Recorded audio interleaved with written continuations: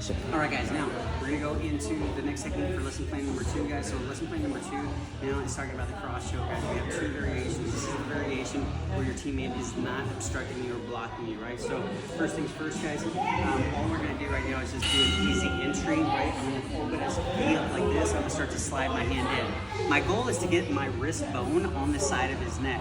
Right now, you can see that it's not there. So one way I'm gonna help myself is I'm gonna double grip the collar. I'm gonna pull him up, ratchet my hand in. Once my hand gets in, it might take 1 or 2 adjustments. I drop my forearm through. I'm gonna bring my arm across, guys, like this, taking my forearm, pushing his head over so that my thumb can get here. Now, the goal here is to take my wrist below his chin, right? Now that my wrists are below his chin, as I start to drop pressure down, he's already tapping, guys, because it's very, very tight. Now, if it wasn't already super tight, right? Let's say your grip was looser than mine, so I'll just do a representation here. You would just be closing. It's the second hand, guys, that's actually going to make me sort of pull it, right? And so I'm going to put my hands back in so you guys can see.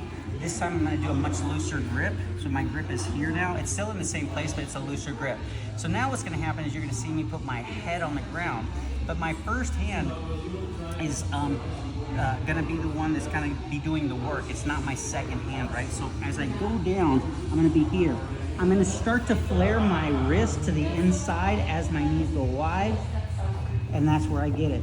So what happened with this first hand is, if you couldn't see, is I'm grabbing, but because I'm grabbing my wrist, as I start to cast the wrist, because I can't cast it because of the grip, my wrist actually drives his neck, right? And then as I open my knees, flare my knees, my weight sets, makes my body weight heavier, which makes it to where he has to tap, okay? So again, that's that variation that we were working on. On the next clip, we'll go to variation 2.